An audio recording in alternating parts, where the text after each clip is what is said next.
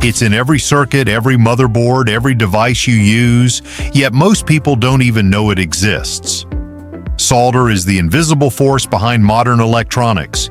It binds components. It conducts current. It's what makes your phone ring, your computer boot, and your car navigate itself.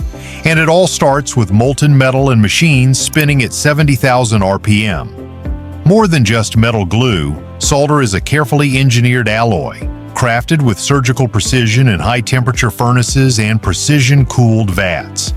It may look simple, but every shiny coil, bead, or paste of solder carries the weight of an entire industry. From the heart of the factory floor to the microscopic spaces between silicon and copper, this is how solder is made. From earth to alloy, the journey begins with raw materials, metals pulled from the Earth's crust and purified into elemental perfection. The most common type of solder is made from a blend of tin and lead, although modern electronics increasingly rely on lead-free formulas using silver, copper, and antimony to meet global environmental standards. High-purity tin is sourced from massive smelters in Southeast Asia, where ore is crushed, washed, and refined into bright silver ingots. Copper, often sourced from Chile or Zambia, arrives in massive coils or bricks. Silver, the conductor of choice for high-end applications, comes in flakes or fine grains. Every shipment is tested for purity, down to parts per million. Nothing moves forward unless it meets exacting standards. Melting at the molecular level inside the factory, towering induction furnaces wait like metal volcanoes.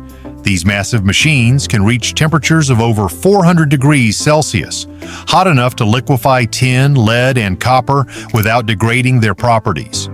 The metals are weighed and batched according to tightly controlled recipes.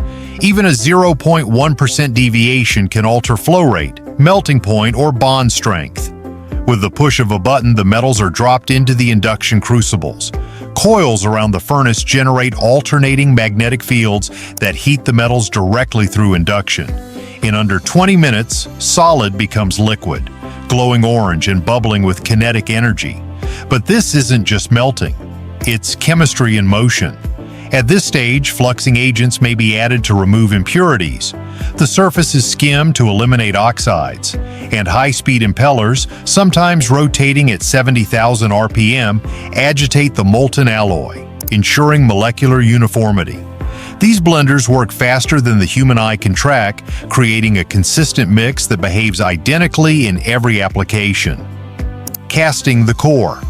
Once homogenized, the liquid solder must be cast into usable shapes: wire, bars, pellets, or paste. Each form serves a different market. Wire solder is favored by hand soldering and repair technicians. Bar solder feeds into automated wave soldering systems. Paste is reserved for printed circuit boards and reflow ovens. For wire production, the molten alloy is poured through water-cooled graphite dies, forming thin rods that rapidly solidify into strands. These strands are then pulled through drawbenches that stretch and reduce their diameter with micron precision. The entire line moves with rhythmic force, pulling tons of metal through a ballet of gears and rollers. Inside the wire, some manufacturers insert a flux core, an acid or resin-based chemical that cleans and prepares the surfaces to be joined. This core is extruded simultaneously, meaning every inch of wire carries within it the chemicals needed for a perfect bond. Rolling, snipping, and shining. Once cooled and formed, the solder wire is rolled onto spools. These machines spin at high speed, layering the wire without kinks or overlap. In other lines, bar solder is cast in molds, popped out, and polished. Each bar is weighed and stamped with alloy content and batch number, traceable back to the original smelt. Paste solder, on the other hand, is made by atomizing molten metal into tiny spheres, microns in size, using high-pressure gas jets. These metal particles are then mixed with sticky flux and stored in syringes or tubs. The consistency is thick and tacky, perfect for stencil printing on circuit boards before components are laid and heated. Throughout this process, temperature is everything. Cooling too fast can create voids or brittleness. Cooling too slow and grain structure becomes uneven. The entire facility is a ballet of time and thermodynamics. Human hands, machine eyes, Although the process is heavily automated, human oversight is everywhere. Operators monitor viscosity, shine, ductility, and thermal conductivity. Quality control techs use scanning electron microscopes to inspect solder joint integrity on test boards. Spectrometers analyze elemental composition. Every batch is logged, tagged, and stored according to industry regulations like RoHS, Restriction of Hazardous Substances, or IPC standards. Some plants are nearly dark, lit only by computer screens and LED status lights, because the machines do most of the work. But when needed, skilled technicians intervene, recalibrating machinery, swapping dies, and diagnosing flow issues. It's automation, but not without accountability. Packed for precision. Once finalized, the solder is packaged for distribution. Wire spools are sealed in anti-static bags. Bars are shrink-wrapped and palletized. Paste solder is kept in refrigerated chambers to prevent separation or degradation.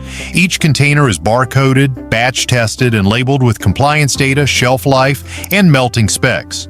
Logistics teams ensure solder heads out the door under tightly controlled conditions. Paste solder especially must remain under 8 degrees Celsius until it reaches the customer. Cold chain logistics, once the domain of pharmaceuticals, are now vital for high-performance electronics materials.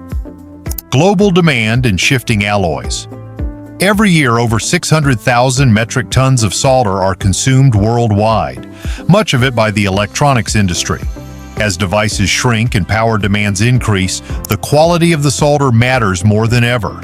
Aerospace firms demand extreme heat tolerance. EV battery manufacturers want minimal resistance. Smartphone makers want reworkable joints. At the same time, environmental regulations are reshaping the solder landscape. Lead-based solder, once the global standard, is being phased out in many countries. Lead-free formulas with silver and copper are now the new normal, despite being more expensive and slightly harder to work with. Engineers continue experimenting with bismuth, indium, and nano additives to find the perfect formula for strength, flow, and conductivity. More than metal. And yet, beyond the chemistry and machinery, solder represents something deeper. Connection. It's the bond between innovation and application, the link between raw material and finished product. From space probes to smartphones, from satellites to smartwatches, every device you touch carries traces of this humble, silvery thread. Solder is where metallurgy meets microelectronics, where molten metal meets millimeter precision, where age-old alchemy is retooled by robotic arms spinning with blinding speed. So the next time you hold a device and feel it spring to life, remember, it's not just circuits or code, it's solder. Melted, mixed, and made with furious intensity and flawless care. If you found this journey through the world of molten metals and micro connections fascinating, don't forget to hit that like button. Subscribe for more cinematic explorations into the making of the materials and machines that shape our modern lives. Got a suggestion for the next industrial deep dive? Drop it in the comments below. We read everyone. Thanks for watching. Stay curious and stay connected.